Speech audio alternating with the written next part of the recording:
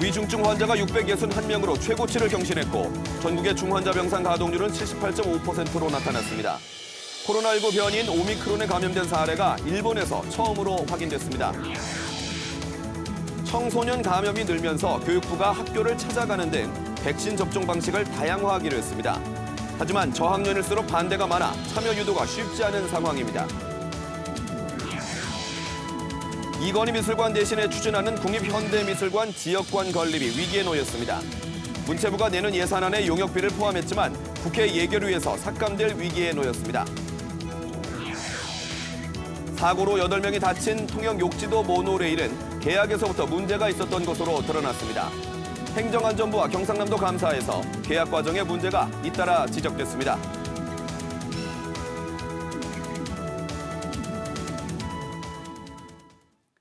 안녕하십니까. 7시 뉴스 시작합니다. 오늘 경남의 코로나19 신규 확진자는 창원이 53명, 양산이 22명, 김해 16명 등 모두 118명입니다. 이달 1일 단계적 일상 회복을 시작한 뒤 가장 많은 확진자가 나왔습니다. 특히 창원의 확진자가 많은데요. 마산의 또 다른 요양병원에서 하루 새 36명이 확진 판정을 받으면서 누적 37명으로 늘었습니다. 거제와 양산의 중학교, 김해의 목욕탕, 어린이집 등에서도 추가 확진자가 잇따랐습니다. 경남의 하루 평균 확진자는 80명대로 올라섰고 확진자 1명이 몇 명을 감염시키는지 보여주는 감염 재생산 지수도 증가해 1.17로 나타났습니다. 무증상 감염자와 감염 경로가 불분명한 확진자 비율도 증가세입니다. 이 같은 확산세에 당국이 다시 방역의 고삐를 쥐고 있습니다. 영화관에서 취식이 내일부터는 금지되고 경로당 등 노인시설도 추가 접종 완료자만 이용이 가능합니다. 요양병원 등에서 접촉 면회는 지난 18일부터 중단됐습니다. 정부의 재택치료 확대 방침에 따라 경남에서는 현재 확진자 57명이 재택치료를 받고 있습니다. 전국의 위중증 환자는 661명으로 또다시 최고치를 경신했습니다. 오미크론 변이 바이러스와 관련해 일부 아프리카 국가에 대한 입국을 차단한 정부는 변이 바이러스를 확인할 검사법 개발에 나섰습니다. 유동엽 기자의 보도입니다. 코로나19 위중증 환자는 하루 새 32명이 늘어난 661명으로 국내 발생 이래 가장 많은 수치를 기록했습니다. 전국의 중환자 병상 가동률은 78.5%입니다. 특히 서울의 중환자 병상은 가동률이 91%로 높아졌고 경기는 약 87%, 인천 83.5%였습니다. 준중환자 병상도 전국 기준으로 70%가 찼고 생활치료센터 가동률은 64%에 달했습니다. 병상 확보를 위해 앞으로는 병원이나 생활치료센터 대신 재택치료가 기본이 되고 필요한 경우에만 입원할 수 있습니다. 재택치료 중인 확진자는 9,702명입니다. 병상 배정을 기다리고 있는 확진자는 877명으로 집계됐습니다. 신규 확진자는 3,032명입니다. 서울과 경기에서만 2,000명이 넘어 수도권이 전체의 76%를 차지했습니다. 정부는 노래방과 헬스장 등 일부 시설을 이용할 때 반드시 필요한 방역 패스의 유효기간을 6개월로 정했습니다. 백신 추가 접종은 18살 이상 모든 성인으로 확대했습니다. 50대 이하는 접종 완료일 5개월 후부터 추가 접종을 받으면 방역 패스의 유효기간이 연장됩니다. 추가 접종도 필수입니다. 백신 접종을 완료한 지 60세 이상은 4개월, 50세 이하의 경우에는 5개월이 지났다면 조속한 추가 접종을 부탁드립니다. 오미크론 변이와 관련해 정부는 아프리카 일부 국가들에 대해 입국 차단 조치를 내렸습니다. 방역당국은 그러나 국내 유입 차단은 사실상 어렵다고 보고 오미크론 변이 여부를 신속하게 확인할 수 있는 PCR 개발에 나섰습니다. 또 돌파 감염이 되더라도 위중증 위험은 줄여주기 때문에 접종을 서두르는 게 필요하다고 당국은 강조했습니다. KBS 뉴스 유동엽입니다. 교육부가 청소년 백신 접종률을 높이기로 가닥을 잡았습니다. 경남적 학부모들도 백신 접종이 효과적인 것은 알지만 저학년일수록 반대 의견이 많은데요. 강제할 수 없는 만큼 학생과 학부모의 자발적인 참여 유도가 필요하겠습니다. 천윤수 기자가 보도합니다. 거제 지역 한 학교에서 최근 닷새 동안 나온 코로나19 확진자는 모두 30명입니다. 이 학교는 일주일 동안 전교생 원격 수업으로 전환했지만 확진자는 계속 나오고 있습니다. 현재 전면 또는 부분 원격 수업을 하는 경남 지역 초중고는 모두 9곳입니다. 경남 지역 초등학생 6학년부터 고3까지 접종 대상 22만 명의 코로나19 백신 접종 완료율은 30%대, 고등학교 3학년은 96%지만 저학년일수록 낮아져 중학생은 20%입니다. 접종률의 차이는 지난 대학 수학능력시험의 수험생 가운데 확진자가 2명에 그친 반면 중학교에서는 집단 감염이 잇따르는 현상으로 대비되고 있습니다. 교육부가 청소년 백신 접종률을 높이려는 이유입니다. 위탁기관 지정이나 학교 직접 방문 등의 다양한 접종 방식이 지역별 상황에 맞게 선택 운영되도록 하겠습니다. 교육부는 학생이 의료기관을 직접 찾아가는 현행 방식에서 의료진이 학교를 방문하는 방법 등으로 적극적이고 다양한 접종을 시도할 계획입니다. 문제는 학부모와 학생의 자발적인 참여를 이끌어내는 겁니다. 우리 학부형들한테 조사를 해봤는데요. 한 591명 정도가 응답을 해주셨고 그중에서 한 86% 정도가 반대를 하셨고요. 찬성은 14% 정도가. 경남의 청소년 백신 접종은 준비 기간을 감안하면 2주 뒤에나 본격화될 전망입니다. 하지만 다음 달에는 겨울 방학까지 앞두고 있어 실효성이 있을지 우려가 나오고 있습니다. KBS 뉴스 전현수입니다. 이웃나라인 일본에서 코로나19 변이인 오미크론에 감염된 사례가 처음으로 확인됐습니다.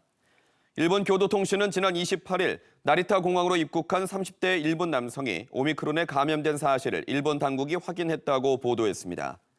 NHK도 오미크론에 감염된 남성은 아프리카 남부 나미비아에서 입국하던 길이었으며 동행한 가족들과 함께 국가 지정시설에서 대기하고 있다고 전했습니다.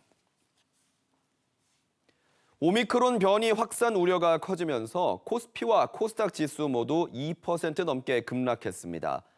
코스피는 외국인과 기관의 강력한 매도세에 밀려 2,900선이 깨지더니 올해 최저치로 떨어졌습니다. 임주영 기자의 보도입니다.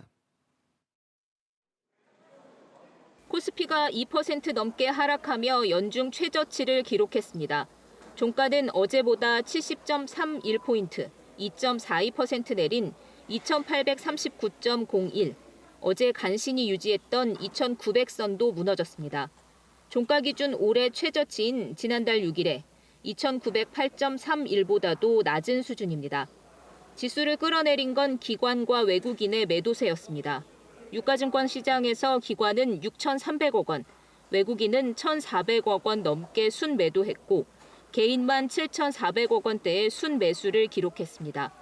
코스닥 지수도 어제보다 26.71포인트, 2.69% 하락한 965.63으로 마감했습니다. 개인과 외국인이 각각 200억 원, 900억 원 이상 순매도했고 기관만 1,040억 원 순매수했습니다. 전문가들은 신종 변이인 오미크론에 대한 불안감이 여전한 데다 10월 산업 생산이 부진한 것도 영향을 미친 것으로 보고 있습니다. 오미크론 변이 관련 정보가 충분히 확보될 때까지 앞으로 약 1, 2주간은 불확실성이 계속될 것으로 전망합니다. 오늘 서울 외환시장에서 달러화 대비 원화 환율은 어제보다 5원 10전 내린 1,187원 90전에 거래를 마쳤습니다. KBS 뉴스 임주영입니다. 다음은 대선 소식입니다. 민주당이 대선을 앞두고 1982년생 워킹맘을 첫 번째 외부 인사로 영입해 공동 상임선대위원장에 임명했습니다. 국민의힘 윤석열 후보는 이틀째 충청권을 방문 중인데요. 패싱 논란이 있었던 이준석 대표가 오늘 일정을 갑자기 취소하면서 파문이 커지고 있습니다. 노태영 기자의 보도입니다. 민주당이 대선을 앞두고 인재 영입 1호로 조동현 서경대 교수를 발탁해 공동 상임선대위원장으로 임명했습니다. 조 선대위원장은 1982년생으로 육사를 졸업했으며 군사 안보 전문성이 있는 워킹맘이라고 민주당은 설명했습니다. 이재명 후보는 과거가 아닌 미래로 가야 한다면서 미래 산업의 중심인 항공 우주 산업 발전의 적임자라고 조 위원장을 소개했습니다. 반성을 넘어서서 책임을 져야 될 때가 됐습니다. 앞으로 우리가 미래로 나아가고 경제가 성장하고 공정한 질서가 유지되는 그런 사회, 합리적인 사회로 가야 합니다. 조동현 위원장은 일하는 정당과 지도자가 필요하다며 합류 배경을 설명했습니다. 이틀째 충청권을 방문 중인 윤석열 후보는 청주공항을 찾아 중부권 거점 공항으로서의 역할을 강조했습니다. 이어 우수 강소기업 등을 찾아 지역 산업 발전에 관한 입장을 밝히고 청년 창업자와 청년 예술인 등을 만났습니다. 당 내에서는 패싱 논란이 일고 있는 이준석 대표와의 불협 화음이 커지고 있습니다. 이 대표는 어젯밤 그렇다면 여기까지라는 SNS 글을 남기고 오늘 하루 일정을 전면 취소했는데 윤 후보는 이에 대해 잘 모르겠다, 후보로서 역할을 다할 뿐이라는 입장만 밝혔습니다. 하여튼 사무총장하고 통화를 했습니다. 그래서 좀 이유라든지 이런 거 좀 파악을 해보고 한번 만나보라고 얘기를 했습니다. 김기현 원내대표는 정확한 상황을 말씀드리기 어렵다면서도 대단히 안타깝고 죄송스럽게 생각한다고 밝혔습니다. KBS 뉴스 노태영입니다. 경상남도 선거관리위원회가 내년 6월 1일에 치러질 지방선거를 앞두고 사전선거운동을 단속합니다. 지방선거일 전 180일인 다음 달 3일부터 자치단체장은 성과를 알리는 홍보물을 나눠주거나 주민센터 교양 강좌 등에 참석할 수가 없습니다. 또 입 후보 예정자를 나타낸 간판과 현수막도 단속 대상입니다. 다음 소식입니다. 문화체육관광부가 이건희 미술관을 수도권에 두는 대신 지역에 추진하려던 국립현대미술관의 지역관 건립 사업이 불투명해질 위기에 놓였습니다. 국회 내년도 예산 심의 과정에서 기획재정부의 반대에 부딪힌 것인데요. 창원시와 진주시 등 지역관 유치에 나섰던 자치단체들은 우려하고 있습니다. 보도에 황재락 기자입니다. 창원시의 최대 현안 가운데 하나인 국립현대미술관 창원관 유치서. 국립문화시설을 만들어 지역의 경쟁력을 높이겠다는 겁니다. 국립현대미술관 창원관은 반드시 시민 여러분의 품에 안겨드리는 큰 선물이 되게 하겠습니다. 진주시도 진주성 안에 있는 진주박물관터에 국립현대미술관 진주관 유치를 위한 타당성 용역을 준비하고 있습니다. 문화체육관광부가 내년 예산안에 포함한 국립현대미술관 지역관 건립을 위한 용역비는 모두 5억 원입니다.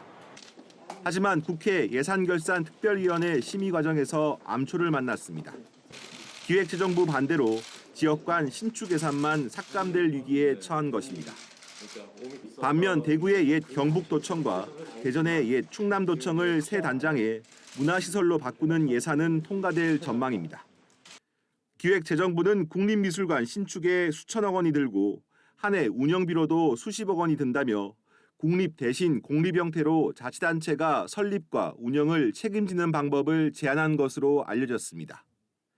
미술관 유치에 나선 자치단체들은 뛰어난 소장품과 체계적 관리를 위해 국립미술관을 포기할 수 없다는 입장입니다.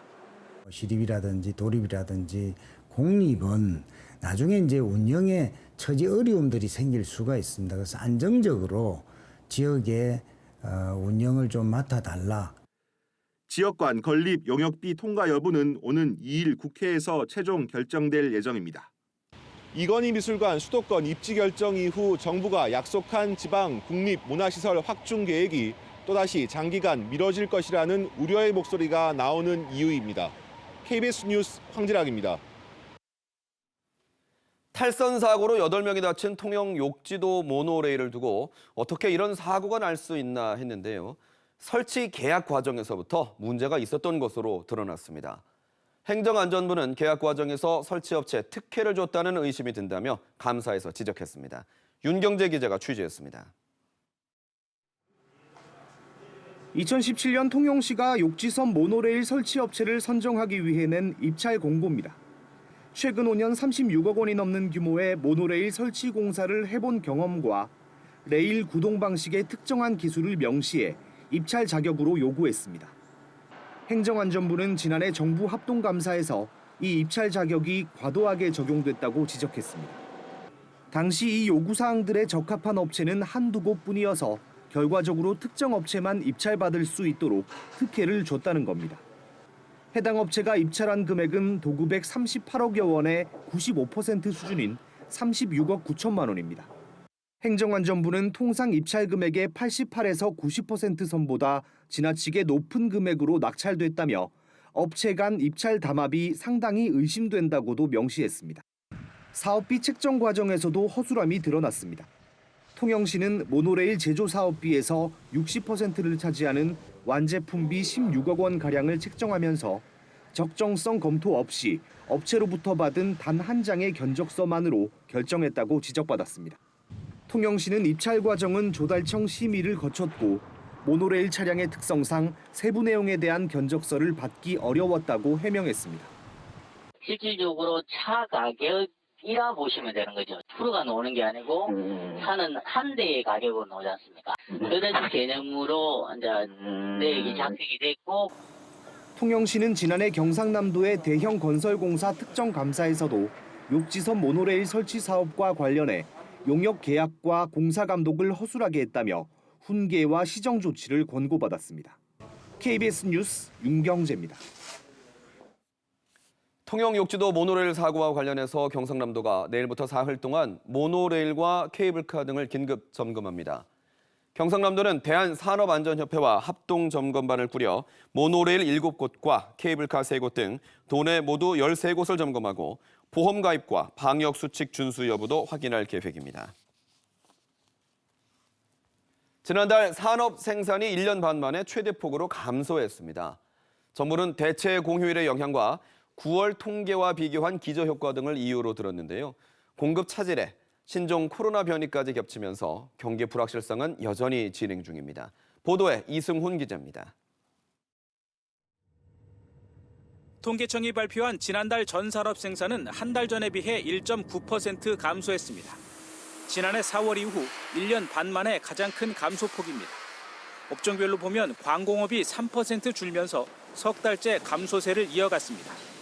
반도체 수급 차질로 자동차 등의 생산이 차질을 빚은 데 따른 것으로 분석됩니다. 백신 계약 물량이 전달에 몰린 데 따른 기저효과로 공공행정은 9% 가까이 감소했고 주가 하락에 금융보험도 2% 넘게 줄었습니다. 대면업종인 숙박 음식점은 4% 넘게 증가했습니다.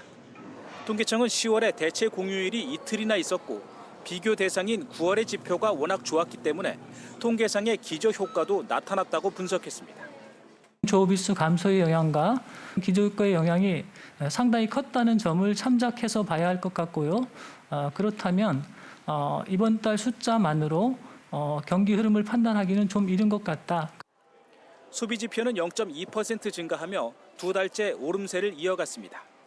화장품을 비롯한 비내구재 판매는 줄었지만 의복을 비롯한 준내구재와 난방 가전 등의 판매가 늘었습니다. 정부는 수출 호조와 단계적 일상 회복에 따른 내수 여건 개선 등으로 11월 산업 지표는 전반적으로 양호한 모습을 보일 것이라고 전망했습니다. 하지만 세계적인 공급망 차질과 물가 상승, 여기에 코로나 신종 변이 바이러스까지 겹치면서 경기 불확실성은 쉽게 해소되지 않고 있습니다. KBS 뉴스 이승훈입니다. 최근 정부가 사회적 논의를 통해 내년 4월까지 개 식용 문제를 마무리 짓겠다고 밝혔는데요. 개 식용이 금지되면 전국 유일의 대구 칠성 개시장도 사라질 가능성이 큰 만큼 상인들의 보상 문제가 수면 위로 떠오르고 있습니다.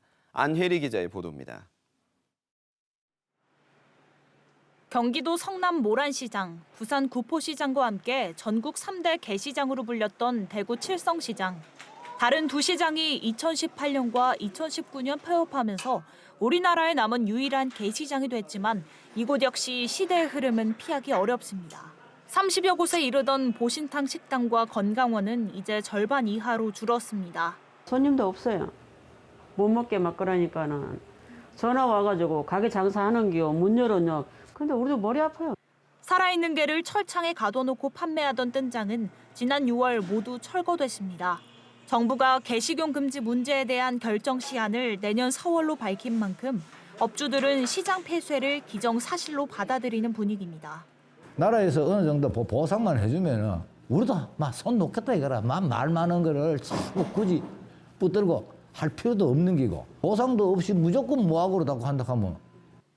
대구시는 정부 차원의 업계 실태조사 결과가 나오면 폐쇄나 전업보상 방안 등을 마련한다는 입장입니다. 향후 정부 방침과 관련 법원이 입법화되면은 우리 시도 그에 맞춰 적극적으로 대응할 그런 계획입니다. 먼저 폐쇄된 부산 구포시장의 경우 보신탕 식당 등이 카페 등 다른 업종으로 전환된 바 있지만 칠성시장의 경우 상인들이 대부분 고령이어서 이에 맞는 대책 마련이 필요합니다. KBS 뉴스 안혜리입니다.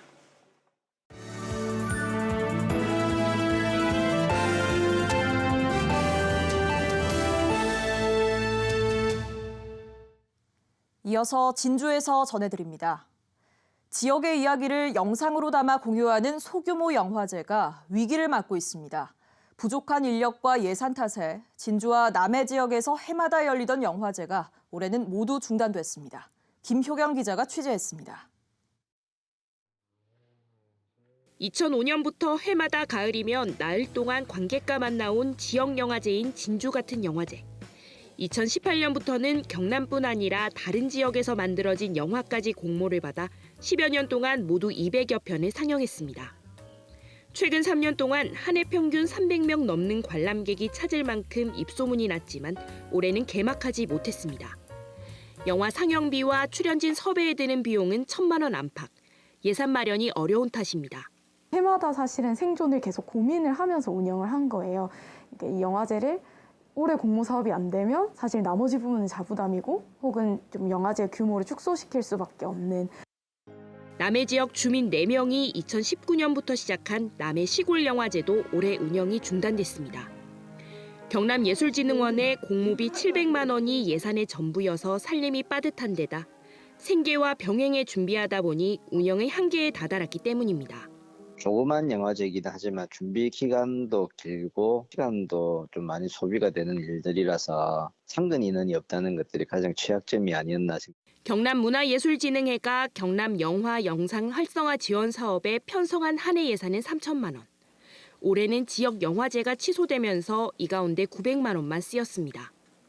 지원 예산과 인적, 물적 이런 여러 가지 인프라가 많이 부족합니다. 지속적으로 도에다가 이제 이런 어려움을 설명을 하고 예산 정액을 요청하고 신규 사업을 발굴하기 위해서 계속 노력 중에 있습니다. 경남문화예술진흥회는 다음 달 영화진흥위원회와 경상남도 등과 함께 지역 영화 산업을 진단하고 역할을 논의하는 간담회를 열 예정입니다. KBS 뉴스 김효경입니다. 진주시가 도심교통항공 UAM 산업 육성을 위해 경상국립대학교와 공군교육사령부, 한국산업기술시험원 등 16개 기관이 참여하는 협의체 UAM 진주를 출범했습니다. 이들 기관은 UAM 산업 경쟁력 강화를 위한 규제 해소와 인력 양성에 협력하고 진주시는 기존 항공 우주 산업과 연계해 UAM을 미래 먹거리 산업으로 키울 계획입니다. 진주시가 코로나19 확산에 따른 소상공인 지원 대책으로 상하수도 요금 57억 원을 감면했습니다. 진주시는 별도의 신청 없이 자체적으로 수도 사용량에 따라 상하수도 요금을 최대 50%까지 차등 감면했고 특히 매출이 줄어든 목욕탕에는 일괄적으로 50% 감면했습니다. 자천시가 다음 달 3일부터 17일까지 온라인 채용 박람회를 엽니다. 박람회는 한국항공우주산업 등 20개 기업이 참여한 가운데 구직자가 온라인으로 이력서를 등록하면 기업이 이력서를 확인해 채용하는 형태로 진행됩니다. 홈페이지에서는 기업별 인사 담당자가 참여하는 1:1 상담 게시판도 운영되며 일자리 정책도 알아볼 수 있습니다. 지금까지 진주에서 전해드렸습니다.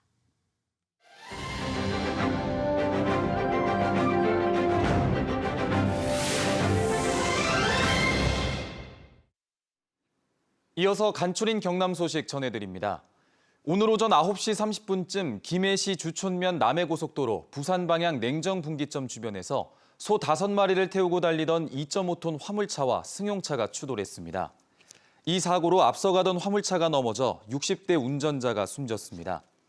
경찰은 정확한 사고 경위를 조사하고 있습니다. 경상남도와 행정안전부가 오늘 경남도청에서 공직사회의 건강한 조직문화 조성을 위한 혁신 현장 이어달리기 행사를 열고 세대 공감 동아리와 혁신 캠페인 등 다양한 활동을 소개하고 개선 방향을 공유했습니다. 경상남도는 신규 임용 공무원이 늘면서 도청 공무원 2,500여 명 가운데 42%가 MZ세대로 일컫는 20에서 30대입니다.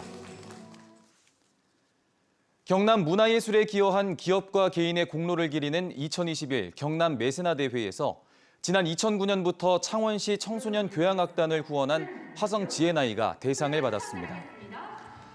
창립 14년을 맞은 경남 메세나 협회는 기업 210여 곳이 회원사로 참가해 문화예술 분야 1,500여 개 팀과 결연을 통해 285억 원을 지원했습니다. 지역경제 회복을 위해 한 달 동안 진행된 2021 창원 블랙위크 행사가 마무리됐습니다. 착한 소비 붐추진협의회는 10,000원 이상 쓴 영수증으로 경품 추첨을 진행한 이번 행사에 15만여 명이 참가해 159억 원의 소비가 이뤄졌고 추첨을 통해 경차와 무선 청소기, 냉장고 등을 지급했다고 밝혔습니다. 진주와 통영, 사천, 거제, 고성 등 5개 시군이 오늘 코로나19 방역 공동대응 협약을 맺었습니다. 이들 시군은 유흥업소 종사자들이 지역 이동을 자제하도록 하고 다른 시군 주민을 일용직 노동자로 고용할 경우 진단검사 음성 확인서를 받도록 권고하기로 했습니다. 또 외국인 임시고용 사업장 전수조사 등 방역 점검을 강화하기로 했습니다. 지난달 방송된 KBS 창원 연속보도 구멍난 산학협력이 방송기자연합회가 주관하는 157회 이달의 방송기자상 지역뉴스 부문을 수상했습니다. 방송기자연합회는 박기원, 최진석, 이하우 기자가 대학 산학협력 과정의 허술한 실태를 완성도 높게 고발했다는 점에서 높은 평가를 받았다고 설명했습니다. 지금까지 간추린 경남입니다.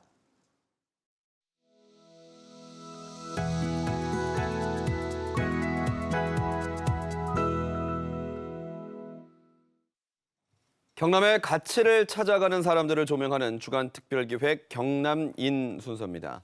오늘은 신라시대 화랑들의 칼춤에서 유래해 진주지방의 민속무용으로 이어져 오고 있는 진주 건물을 후세대에 계승하는 보유자 유영희 씨를 만나봤습니다. 8명의 무희가 춤사위를 펼칩니다. 남색 치마와 옥색 저고리를 입고 양손목에는 색동안삼을 끼고 있습니다. 잠시 뒤 무대에 남은 2명의 무희가 얼굴을 마주하고 양손에 칼을 치켜든 채 절도 있는 군무를 이어갑니다. 천년의 역사를 품은 진주 건무입니다.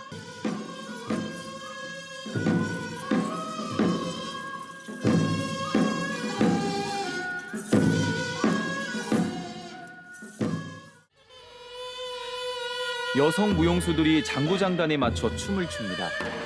몸짓 하나하나 미세한 표정의 변화와 팔 쓰는 방법까지 세심한 교육이 이루어지는데요. 이파리 입춤 사이 하나 아기 둘 중요 무형문화재 12호 진주 건물을 전수하고 있습니다. 이수자와 전수자는 전국을 통틀어 약 300여 명. 숙련되기까지 스승의 오랜 가르침과 자신만의 수련이 필요합니다. 어느 순간 전통의 중요성 그리고 무엇보다도 지역에 있는 춤이 이렇게 훌륭한 문화재 춤이 있다는 걸 뒤늦게 깨닫고 입문을. 전수자들을 가르치는 유영희 씨. 생존한 진주 건무 보유자 2명 가운데 1명입니다. 우리 3인육각으로 연주되면서 생음악으로서 이 공부를 하고 했을 때 그때에 너무 제가 너무 감명 깊어서. 진주 건무는 신라 화랑들이 추던 칼춤에서 유래해 조선시대 궁중에서 연행됐습니다. 일제강점기 진주교방 출신의 궁중무희가 진주로 다시 돌아와 전수했는데 궁중 건무의 원형을 가장 완벽하게 보존한 것으로 평가받습니다. 2세대 보유자 고 성계옥 선생을 중심으로 오늘에까지 계승됐습니다. 이런 식으로 해가지고 유영희 씨는 성계옥 선생의 거듭된 권유로 40살에 진주 건무에 입문했습니다. 서울에서 활동을 하고 있을 때 또 연락도 오시고 그렇게 해서 또 저희 친정 아버님께서도 그 선생님을 잘 아시니까 그 좀 들어가서 공부를 했으면 좋겠다라고 해서 제가 늦음하게 들어왔습니다. 천년의 역사를 품었지만 일반에 보급하는 과정은 그리 녹록지 않았습니다. 2003년 이수자로 인정받은 뒤 진주 지역 초등학교에 무료 강습을 먼저 제안했지만 번번이 거절당했습니다. 전통춤에 대한 냉대에 더해 기녀의 춤이라는 편견과도 싸워야 했습니다.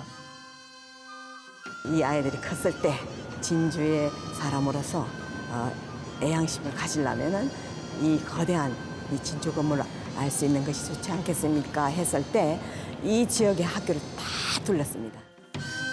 지난 100년, 3세대로 이어지는 보유자들의 집념과 헌신 속에서 진주 건물은 이제 진주를 대표하는 민속예술로 자리 잡았습니다.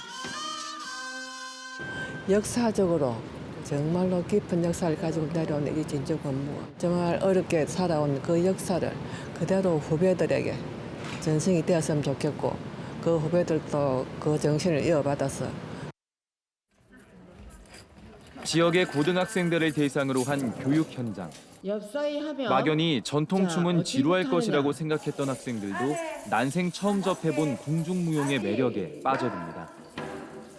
다른 건무와 달리 칼목이 꺾이지 않는 백동칼을 사용해 오로지 손목의 힘으로만 칼을 움직여야 합니다.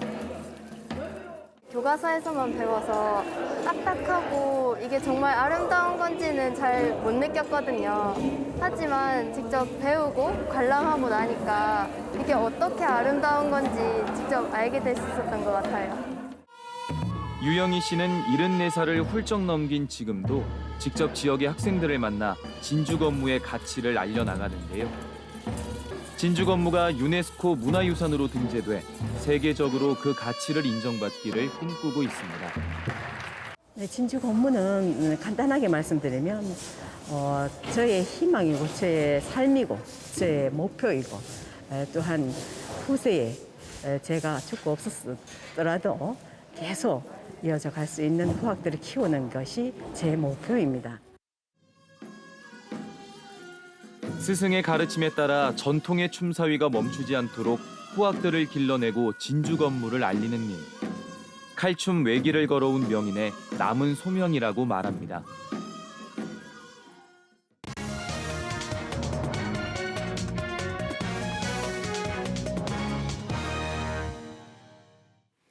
경상남도 11조 원, 경상남도 교육청 6조 원 등 두 기관이 편성한 내년도 예산안이 모두 17조가 넘습니다. 경남도의회가 다음 주부터 본격적으로 심사를 진행할 텐데요. 어떤 예산은 넣거나 늘리고 또 어떤 예산은 빼거나 줄일 것인지 칼자루를 쥐고 있는 경남도의회 예산결산특별위원장 신상훈 도의원에게 미리 듣겠습니다. 위원장님 어서 오십시오. 네, 안녕하세요. 네. 먼저 제가 간략하게 말씀은 드렸습니다만 내년도 우리 예산안에 대해서 설명을 해 주십시오. 네, 앞서 말씀해 주신 것처럼 경남도는 두 개 기관의 예산을 심사를 합니다. 첫 번째 경상남도 같은 경우에는요. 올해 처음으로 11조 시대를 열었어요. 그래서 11조 3,302억 원이 되고요. 경남도 교육청도 처음으로 6조 시대입니다. 그래서 6조 409억 원입니다. 그래서 두 기관이 합치면 17조 3,797억 원이 되고요. 이 각각 올해 대비해서 경남도는 6.7%, 경남도 교육청은 15.8%가 증가된 겁니다. 네. 도교육청이 6조 495억 원이군요. 네. 어제부터 이제 예비 심사가 시작이 됐는데 주요 편성 분야와 특징도 좀 설명해 주십시오. 전체적인 예산 규모는 두 곳 다 늘었지만요. 하지만 코로나19로 경남도가 지난 2년 동안 굉장히 경제 위기가 경제적으로 위축이 됐기 때문에 재원 상태가 너무 안 좋습니다. 그래서 증액된 부분의 대부분이 코로나19 대응 혹은 경제 부양책에 몰려 있고요. 그러다 보니까 문화예술 행사라든지 지역에 있는 크고 작은 행사들 많잖아요. 우리 창원시 같은 경우에도 뭐 창원의 날 이런 행사들이 작게는 30%, 많게는 70%까지도 삭감이 되었어요. 그래서 우리 도민들께서 내년에 아마 문화 행사들을 많이 즐기시지 못할까 이런 위기감이 현재 있습니다.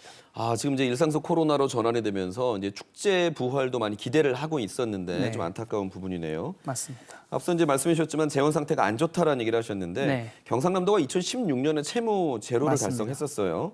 그런데 내년 그러니까 지금 도채무가 곧 1조 원을 앞두고 있다라는 얘기가 있습니다. 물론 이제 채무 건전성이 좋다고는 하지만 지방채 발행에 도의회가 동의한 입장에서 내년도 편성 예산 가운데 도입에서 좀 집중해서 살펴봐야 될 부분이 어떤 게 있을까요? 아무래도 이번 내년도 예산은 코로나 대응에 초점이 맞춰질 수밖에 없습니다. 네. 경기 부양책에 많은 예산이 쏠려 있는데요. 우리 경남이 제조업 중심의 기반이었는데 요즘 좀 많은 어려움이 있잖아요. 네. 그래서 스마트 제조 공장으로 만드는 그런 변화들이라든지 IT 육성 산업 이런 예산들의 일자리와 관련된 예산들에 무려 3조나 편성이 되어 있습니다. 네. 경남도 11조 중에 3조면 굉장히 많은 퍼센테이지를 차지를 하고요. 예. 그리고 코로나 대응, 코로나 감염병 대응 체계와 관련된 예산이라든지 최근에 기후 대응 위기에 관련돼서도 굉장히 이슈가 되잖아요. 네. 우리의 생존권과 관련된 예산도 1조 원 정도 편성이 되어 있습니다. 그 예산들이 아마 중점적으로 따져 물어지지 않을까 그렇게 보고 있습니다. 네. 지금 이제 제가 알기로는 젊은 파란으로 초선으로 당선이 되셨고요. 네.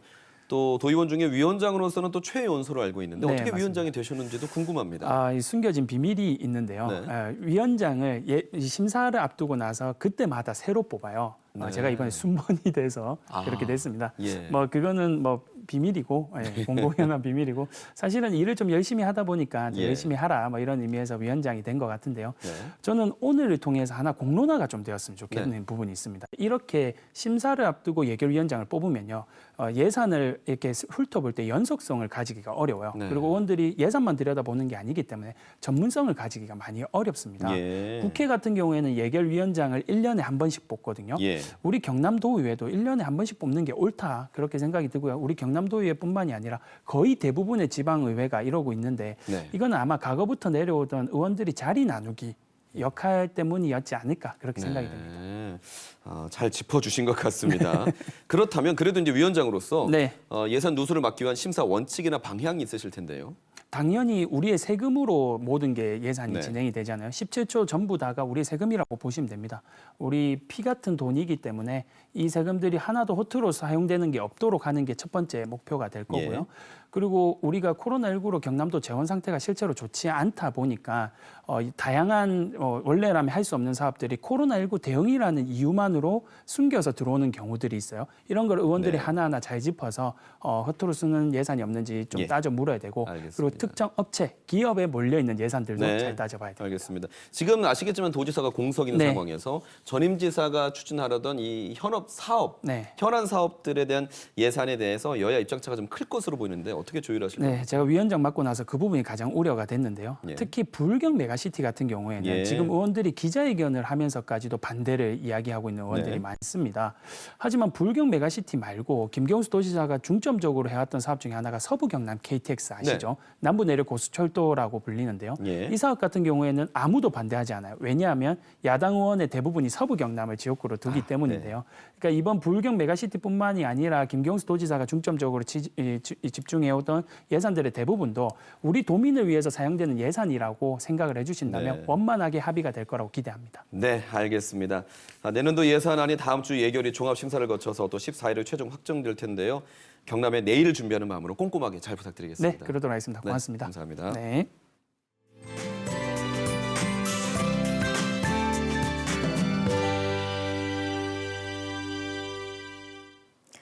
비구름 뒤로 찬바람이 불어들고 있습니다. 내일부터는 본격적인 겨울 추위에 대비를 하셔야 합니다. 밤새 기온이 크게 떨어지면서 내일 창원의 아침 기온 2도로 출발하고요. 낮 기온도 7도로 오늘보다 6도가량 뚝 떨어지겠습니다. 또 경남 북서 내륙으로는 내일 오전까지 비나 눈도 조금 더 이어집니다. 강수량은 5mm 미만으로 아주 적고요. 눈의 양도 1cm 안팎으로 많지는 않은데요. 다만 기온이 떨어지면서 이 비나 눈이 얼어붙을 것으로 보이니까요. 출근길 교통안전에 각별히 유의하시기 바랍니다. 자세한 기온 살펴보시면 의령과 창녕, 함안의 아침 기온 영하 1도까지 떨어집니다. 낮 기온도 7도 안팎으로 한 자릿수에 머물겠습니다. 경남 서부 지역은 거창과 함양의 아침 기온이 영하 1도까지 떨어지고요. 한낮에도 거창은 4도 선에 그치겠습니다. 해상에는 풍랑주의보가 발효 중인 가운데 물결이 최고 3, 4m까지 높게 일겠습니다.